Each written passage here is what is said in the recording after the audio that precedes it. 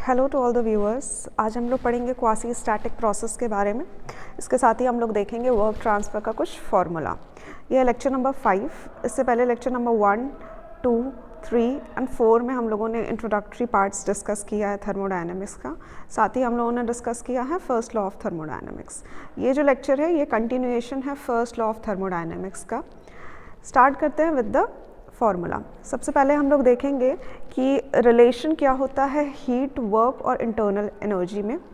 जो first law था वो बेसिकली इसी का रिलेशनशिप बताता है, बट हम लोग इसको थोड़ा और डिटेल में पढ़ते हैं इस लेक्चर में। सबसे पहले हम लोग देखेंगे for a non flow and a non cyclic process. कोई भी प्रोसेस जो कि नॉन साइक्लिक है, मतलब एक पॉइंट यहाँ से शुरू हो रहा है और पॉइंट नंबर 2 कहीं और यहाँ पे ख़त्म हो रहा है, ठीक है। और अगर ये साइक्लिक प्रोसेस होता तो ये वापस से 1 पे चला जाता, जो इसका एंड पॉइंट होता वापस से 1 पे चला जाता। बट क्योंकि ये एक नॉन साइक्लिक प्रोसेस है इसलिए ये पॉइंट 1 से पॉइंट 2 पे एंट्री कर रहा है, ठीक है। ये एक अप्रवाही एवं अचक्रीय प्रक्रम है। देखते हैं इसमें डेल्टा Q जो होता है, मान लीजिए इस पर्टिकुलर प्रोसेस में हमने Q अमाउंट की हीट दिया है और हमें W वर्क ऑब्टेन हुआ है, तो इन दोनों का जो डिफरेंस होगा वही हमारा चेंज इन एनर्जी के बराबर, मतलब टोटल एनर्जी में जितना चेंज आया होगा इस प्रोसेस में वो उसके बराबर हो जाता है। तो यहाँ पे जो DE है वो हमारी टोटल एनर्जी है, मतलब कि इस पूरे सिस्टम की कुल ऊर्जा। अब इस कुल ऊर्जा में आता है हमारा जो भी आंतरिक ऊर्जा है, इंटरनल एनर्जी, जो भी हमारी पोटेंशियल एनर्जी है, और साथ ही जो हमारी काइनेटिक एनर्जी है वो इस टोटल एनर्जी के अंदर ही आती है। क्योंकि ये एक अप्रवाही प्रोसेस है, मतलब एक कह सकते हैं एक तरह का स्थिर प्रक्रिया है, तो जब भी कोई प्रोसेस नॉन फ्लो प्रोसेस होता है तो कोई चीज़ फ्लो नहीं कर रही है तो ऑफ कोर्स उसकी काइनेटिक एनर्जी 0 हो जाएगी। और उसके साथ ही अगर डेटम लेवल, मतलब एक ही लेवल पे फ्लो हो रहा है, मतलब एक ही लेवल पे प्रोसेस हो रहा है, एक ही लेवल पे प्रोसेस हो रहा है, तो मतलब उसकी पोटेंशियल एनर्जी भी 0 हो जाएगी, क्योंकि हाइट का कोई डिफरेंस आया नहीं तो उसकी पोटेंशियल एनर्जी भी 0 हो जाएगी। तो अगर ये 0 हो गया हमारा और साथ ही ये भी 0 हो गया तो बचा क्या हमारा इंटरनल एनर्जी। तो यहाँ पे जो हमारी टोटल DE है, टोटल एनर्जी, कुल एनर्जी जो हो गई वो डेल्टा U मतलब DU के बराबर हो जाएगी, जो कि हमारी इंटरनल एनर्जी है। तो यहाँ पे जो हमारा फॉर्मूला निकल के आएगा for a non flow and a closed system, वो आएगा dQ = du + dW, ठीक है, जहाँ पे Q हमारी हीट है और W हमारा वर्क डन है और U हमारा इंटरनल एनर्जी है। इसके बाद अब हम लोग पढ़ेंगे इंथैल्पी क्या चीज़ होती है। Enthalpy of a system. Enthalpy of a system, जब भी हम लोग टोटल एनर्जी की बात करते हैं, किसी भी सिस्टम की टोटल एनर्जी, किसी भी निकाय की संपूर्ण ऊर्जा जो होती है वो उसकी इंथैल्पी कहलाती है, ठीक है।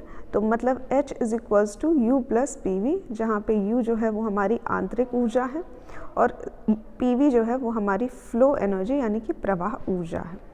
कोई भी चीज़, कोई भी हमारा थर्मोडायनेमिक सिस्टम है, इसमें 2 टाइप की हीट हम लोग कंसीडर करते हैं। एक जो इसकी आंतरिक ऊर्जा इंटरनल एनर्जी, इसके साथ ही इसकी जो फ्लो एनर्जी है P और V के मल्टीप्लिकेशन हम लोग करेंगे प्रेशर और वॉल्यूम का, और वो हमारा फ्लो एनर्जी कहलाता है, और ये हमारी जो टोटल इंथैल्पी हो जाती है H। नेक्स्ट है हम लोगों का topic quasi static process. Quasi static process, जिसे हम लोग हिंदी में कहते हैं संतुलन या साम्यावस्था, संतुलन या साम्यावस्था प्रक्रम या फिर प्रतिवर्त प्रक्रम, ठीक है। इसमें एक कंसीडर करते हैं, एक हमारे पास एक सिलेंडर है, ये एक सिलेंडर है और ये एक पिस्टन है, ठीक है। सिलेंडर और पिस्टन का ये एक कॉम्बिनेशन है। इसमें कोई गैस फिल हो रखी है जिसका इनिशियल प्रेशर, वॉल्यूम और टेम्परेचर दिया हुआ है। इसके बाद ये जो गैस है ये पर्टिकुलरली एक्सपैंड कर रही है, मतलब ये इधर की तरफ मूव करेगी, ठीक है। ये अपने वॉल्स को एक्सपैंड कर रही है, तो मतलब ये ऊपर जाना चाहेगी। उसके बाद हमने पिस्टन के ऊपर कुछ भार रख दिया है, कुछ वेट रख दिया है, जिसकी वजह से पिस्टन जो है वो इसको ऊपर जाने से रोक रहा है।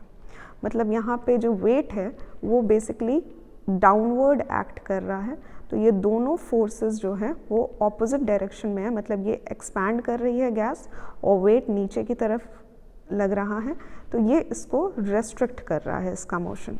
रेस्ट्रिक्शन की वजह से जो गैस का एक्सपेंशन है वो बहुत ही ज़्यादा स्लोली हो रहा है। एक्सपैंड तो कर रही है बट बहुत स्लोली एक्सपैंड कर रही है, स्लोली, यहाँ से फिर ये स्लोली प्रोसेस, फिर स्लोली प्रोसेस, और वेट जो है वो धीरे धीरे अपवर्ड की तरफ मूव कर रहा है till the position is reached to a final state, till the position is reached to the final state. This is the अंतिम अवस्था या final state of the process. ठीक है, अब ये जो है ये एक पूरा क्वासी स्टैटिक प्रोसेस हो गया। क्यों? क्योंकि ये एक तरह का इक्विलिब्रियम मेंटेन कर रही है। इसका एक्सपेंशन तो हो रहा है बट इतना स्लोली हो रहा है कि ये स्लोली मूव कर रही है। ये जो प्रोसेस है वो इतना टाइम टेकिंग है और साथ ही इतना स्लो है कि ये एक तरह का संतुलित प्रोसेस हो जाता है, जिसे हम लोग इंग्लिश में कहते हैं क्वासी स्टैटिक प्रोसेस। क्वासी का जो अर्थ होता है वो होता है ऑलमोस्ट, यानी कि लगभग।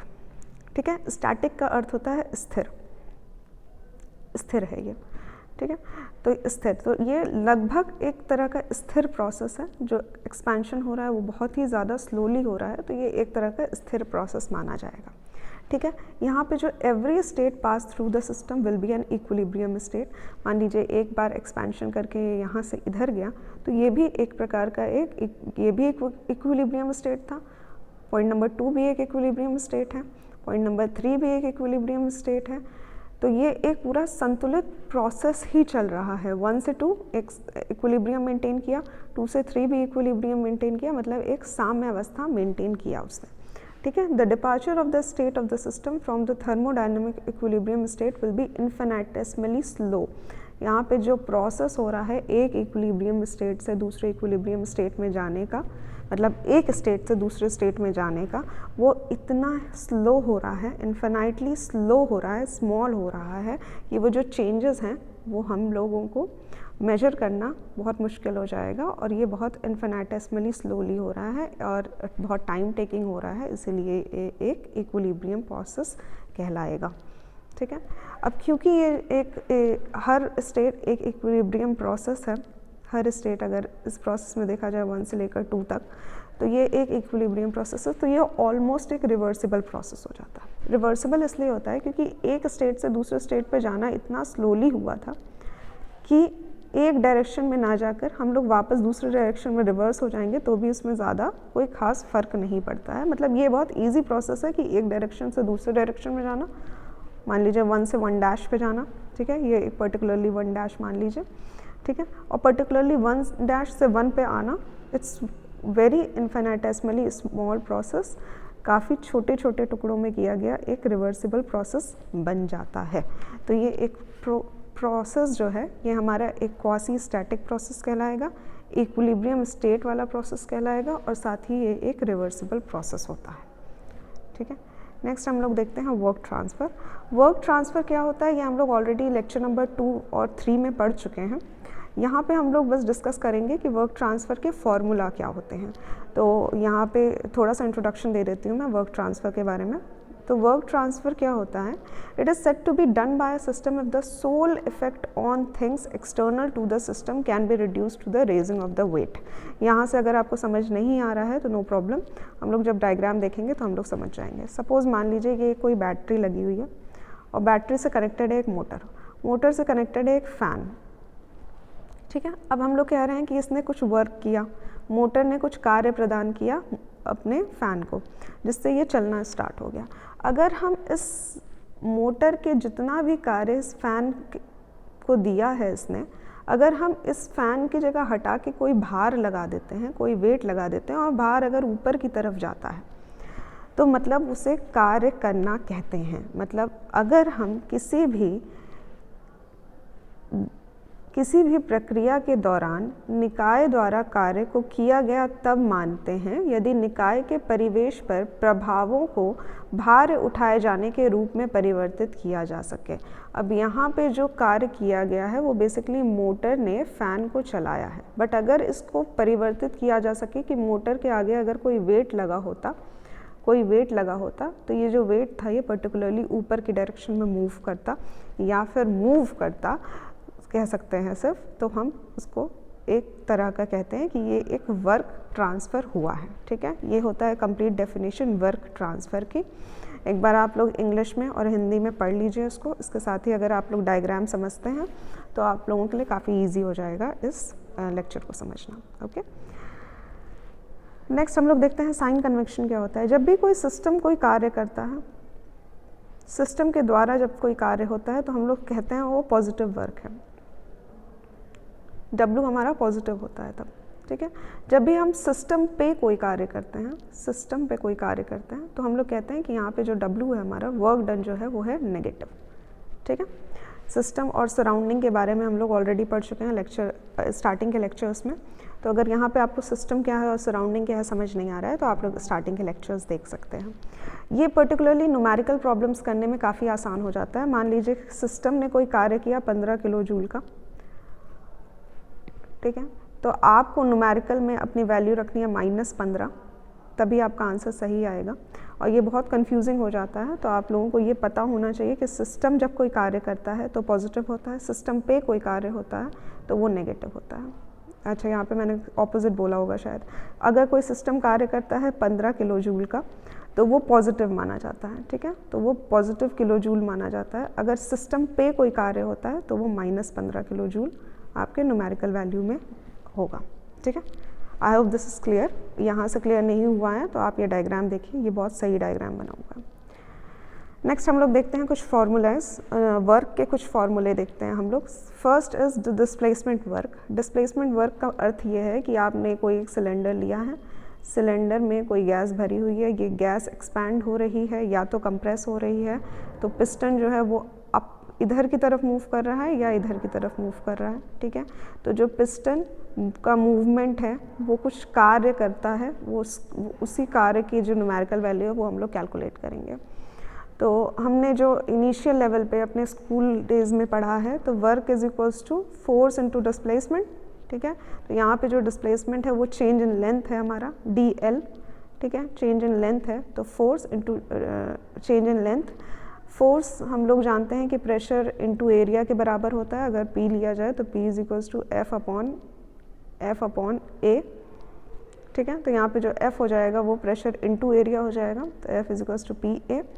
अब वर्क डन हो गया PADL के बराबर, जहाँ पे हम लोग वॉल्यूम देख सकते हैं कि एरिया इनटू लेंथ जो होता है वो हमारा वॉल्यूम होता है। तो अगर area into change in length है तो चेंज इन वॉल्यूम के बराबर हो जाएगा। तो मतलब हमारा DW is equals to PDV, ठीक है। यहाँ पे अगर हम लोग इंटीग्रेशन करते हैं, इंटीग्रेटिंग बोथ साइड्स, तो हमें मिलेगा W 1 से 2, ठीक है। DW का इंटीग्रेशन कभी भी W2 माइनस W1 नहीं होता है, आगे हम लोग पढ़ेंगे अभी। तो W 1 से 2 और यहाँ पे इंटीग्रल V1 से V2 PDV के बराबर हो जाएगा। नेक्स्ट हम लोग देखते हैं, क्योंकि ये एक परफेक्ट डिफरेंशियल जो होते हैं वो एक प्रकार के पॉइंट फंक्शन होते हैं, तो जितने भी पॉइंट फंक्शन होते हैं उन्हें हम लोग परफेक्ट डिफरेंशियल समझते हैं, ठीक है। पूर्ण अवकलन किया जाता है उनका।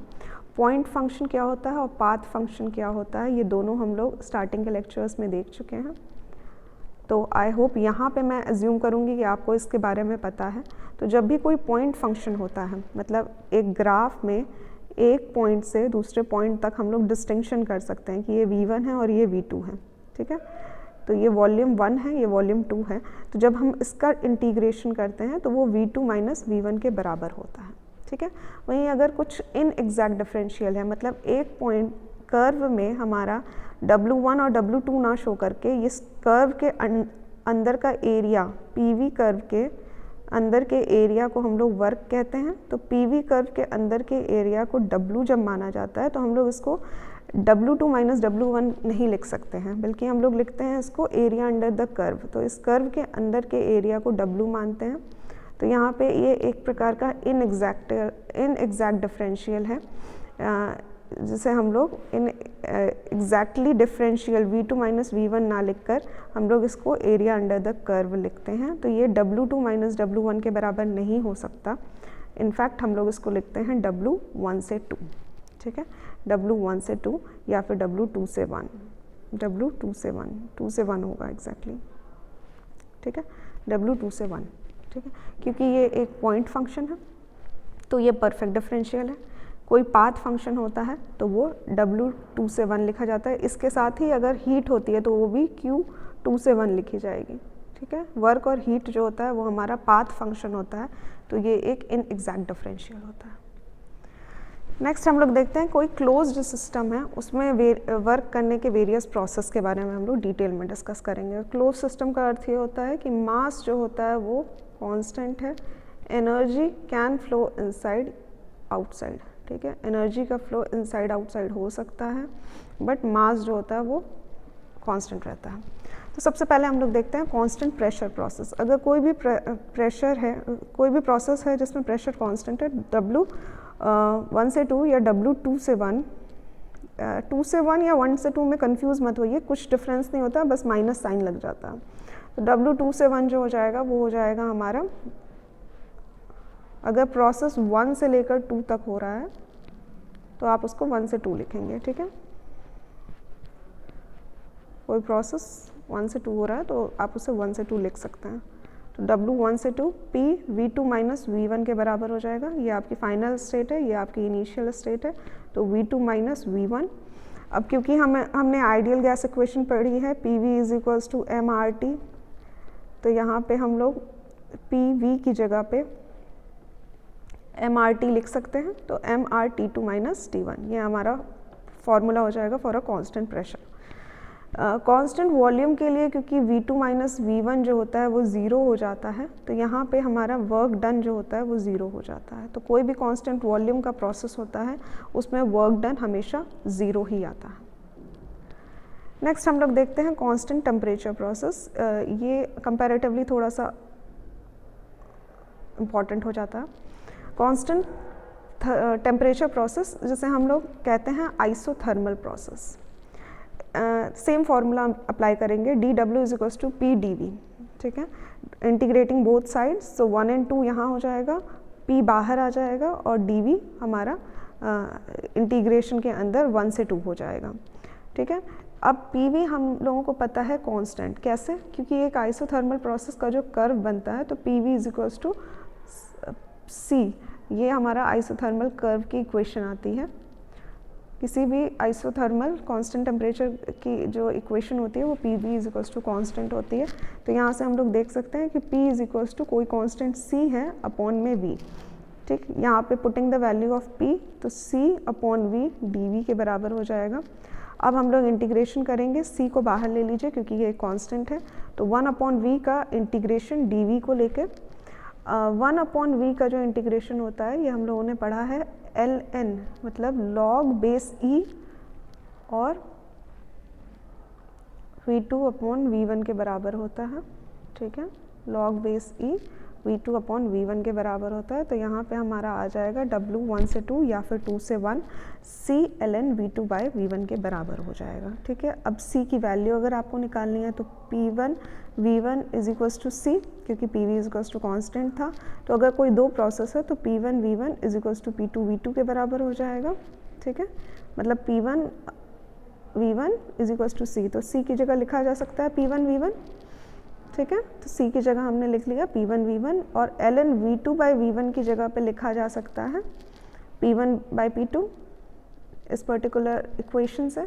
तो यहाँ पे हम लोग या तो वॉल्यूम का रेशियो ले लेते हैं या फिर प्रेशर का रेशियो ले लेते हैं। डिफरेंस बस इतना होता है, यहाँ पे फाइनल वॉल्यूम है और यहाँ पे इनिशियल वॉल्यूम है, इसमें यहाँ पे इनिशियल प्रेशर होता है अपॉन में फाइनल प्रेशर होता है। तो ये हमारी इक्वेशन हो जाएगी work done in an isothermal process. यहाँ पे log बेस E है, log बेस E है, तो अगर हमें इसे log बेस 10 के फॉर्म में चेंज करना है, ये log बेस 10 के फॉर्म में चेंज करना है तो 2.303 से मल्टीप्लाई किया जाता है, तो 2.303 P1 V1 log base 10 V2 by V1 के बराबर हो जाएगा हमारा equation number 1 for an isothermal process. अगर हमने वर्क डन निकाल लिया है तो क्या हम इसकी चेंज इन इंटरनल एनर्जी निकाल सकते हैं? Of course we can by using mCV dt का फॉर्मूला। तो mCV dt का फॉर्मूला होता है जो कि इंटरनल एनर्जी का फॉर्मूला होता है। क्योंकि dt जो है वो ज़ीरो है तो हमारी इंटरनल एनर्जी बेसिकली हो जाएगी ज़ीरो के बराबर, ठीक है। और अगर हम लोग इसमें हीट ट्रांसफ़र देखें तो हीट ट्रांसफ़र हमारे वर्क ट्रांसफ़र के ही बराबर हो जाएगा, क्योंकि इंटरनल एनर्जी हमारी 0 है। तो ये फार्मूला जो आएगा हीट ट्रांसफ़र का, वो भी वर्क ट्रांसफ़र के बराबर ही आएगा। नेक्स्ट प्रोसेस है हमारा एडियाबैटिक प्रोसेस, जिसे हम लोग कहते हैं रुद्धोष्म प्रक्रम।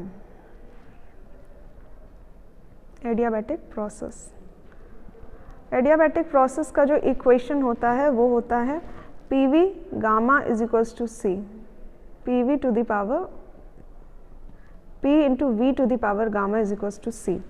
ठीक है, ये पर्टिकुलरली इक्वेशन बहुत इंपॉर्टेंट है, इसी को यूज़ करके हम लोग डिफ्रेंशिएट करके वैल्यू निकालेंगे। सेम प्रोसेस है जो हमने आइसोथर्मल में किया, डिफ्रेंशिएटिंग बोथ साइड। अब यहाँ पे P की जगह लिखा जा सकता है C अपॉन V गामा। ठीक है, इसको इनसाइड ले लीजिए, 1 अपॉन V गामा dV हो जाएगा। इंटीग्रेट, फिर यहाँ पे पर्टिकुलरली जो भी इंटीग्रेशन का फॉर्मूला अप्लाई होता है वो किया गया है, और यहाँ से जो वैल्यू आई है, जब ये सारे इक्वेशंस जब हम लोग सॉल्व करेंगे तो हमारे पास जो वैल्यू आएगी वो आएगी VW 2 से 1 P2 V2 minus P1 V1 upon gamma plus 1। ये हमारी इक्वेशन आती है फॉर एन एडियाबैटिक प्रोसेस। इसमें जो चेंज इन इंटरनल एनर्जी होती है वो mCV T2 माइनस T1 के बराबर होती है। क्योंकि ये एक एडियाबैटिक प्रोसेस है, एडियाबैटिक एक ऐसा प्रोसेस होता है जिसमें Q आपका कांस्टेंट रहता है। Q कांस्टेंट, हीट जो प्रदान की जाती है वो कांस्टेंट रहती है, तो यहाँ पे जो हमारा डेल्टा Q हो जाएगा वो 0 के बराबर हो जाएगा। ठीक है, नेक्स्ट हमारा जो प्रोसेस है वो एक पॉलीट्रॉपिक प्रोसेस है। पॉलीट्रॉपिक प्रोसेस जो होता है सिंपल होता है। यहाँ पे जो होता है हमारा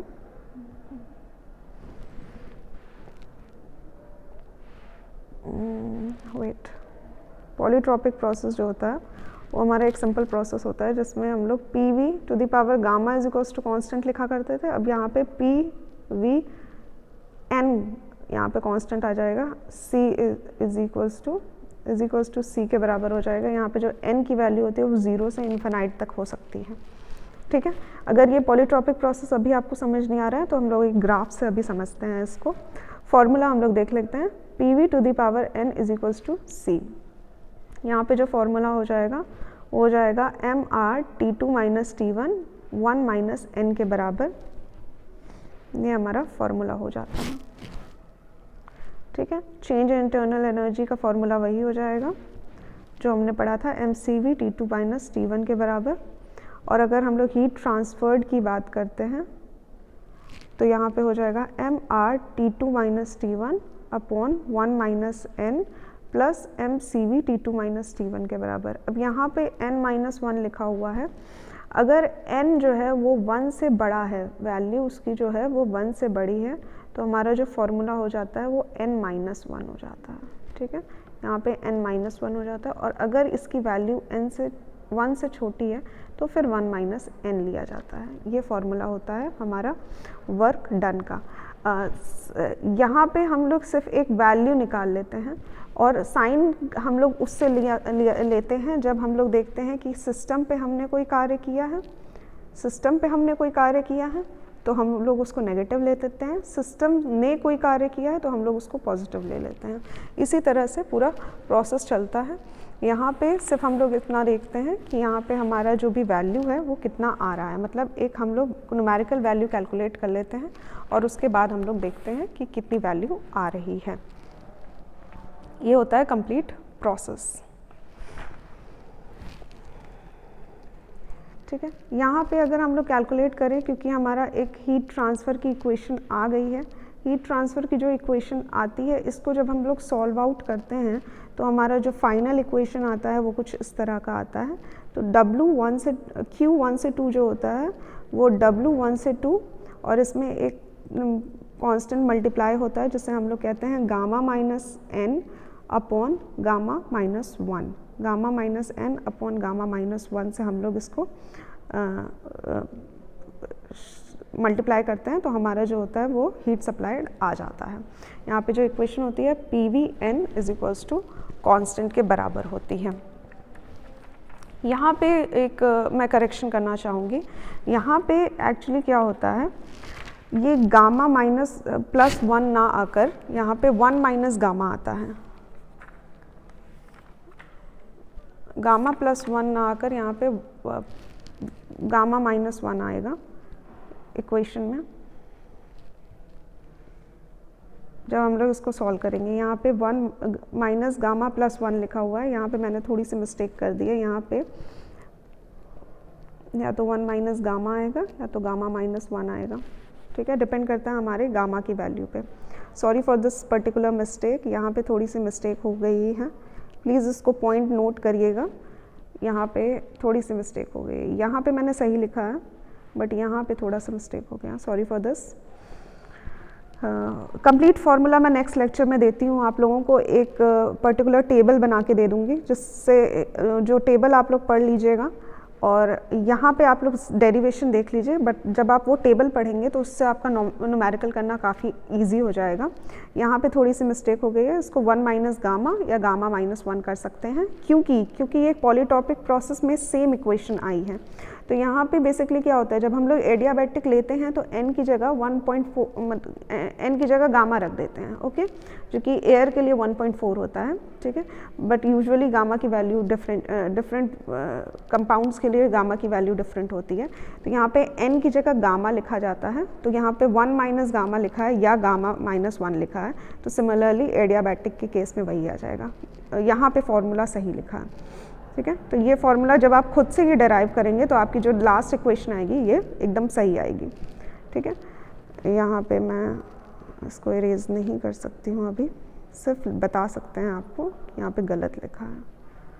तो यहाँ पे जो आपकी इक्वेशन हो जाएगी हो जाएगी 1 माइनस गामा, ये नहीं हो गया, 1 माइनस गामा हो जाएगी, ओके। समझते हैं हम लोग इस पर्टिकुलर पॉलीट्रॉपिक प्रोसेस को एक डायग्राम से समझते हैं। मान लीजिए कि आपका एक पीवी डायग्राम है, तो यहाँ पे ये एक्स एक्सिस जो है वो हमारा वॉल्यूम हो गया, वाई एक्सिस जो हो गया वो हमारा प्रेशर हो गया। PV N is equals to constant, ये हमारी पर्टिकुलरली इक्वेशन है जिस पे हम लोग ग्राफ बना रहे हैं। अगर हमारा एन 0 के बराबर हो जाता है तो मतलब हमारा एन 0 है, तो P into v to the power 0 is equals to constant. किसी भी चीज़ की अगर पावर 0 होती है तो वो 1 हो जाता है, मतलब ये पर्टिकुलर वैल्यू 1 हो गई, तो p is equals to constant. मतलब अगर ये स्ट्रेट लाइन है तो ये n is equals to 0 denote कर रही है, ठीक है। अगर ये इन्फिनाइट हो जाता है, p v infinite is equals to constant, तो कोई भी चीज़ जब इन्फिनाइट होती है तो हम लोग उसकी हायर वैल्यू लेते हैं, तो मतलब v is equals to constant माना जाता है। तो ये लाइन जो हो गई वो v is equals to constant हो गई। इसके बीच एक आइसोथर्मल लाइन होती है जो n इज इक्वल्स टू 1 के बराबर होती है। तो p v मैंने आप लोगों को बताया था, p v is equals to constant एक आइसोथर्मल का इक्वेशन है। तो ये जो हो गई वो हमारी आइसोथर्मल की लाइन हो गई।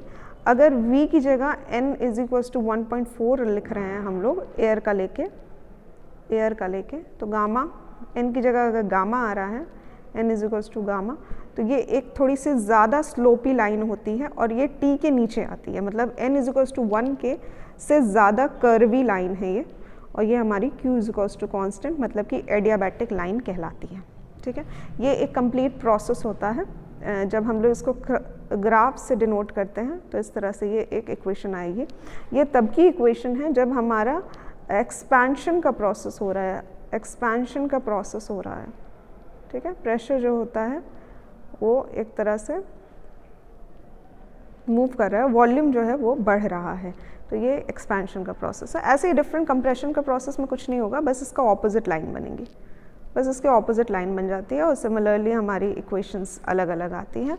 जब हम लोग क्वेश्चंस करेंगे तो हम लोग डिटेल में इसको डिस्कस करेंगे। अभी बस इतना समझना है हमें कि n इज इक्वल्स टू 0 है, ये n is equals to infinite है, ये इसके बीच में कहीं n इज इक्वल्स टू 1 आता है, 0 से इन्फिनाइट के बीच में, और इससे नीचे हमारा n is equals to gamma की लाइन आती है, ठीक है। अगर यहाँ पे अभी आपको कन्फ्यूजन है तो थोड़ा सा बैक जाइए और वहाँ पे आप स्क्रीनशॉट ले लीजिए ताकि आप लोगों को ये पर्टिकुलर एक्सप्लेनेशन थोड़ी सी साफ दिखाई देगी, ठीक है।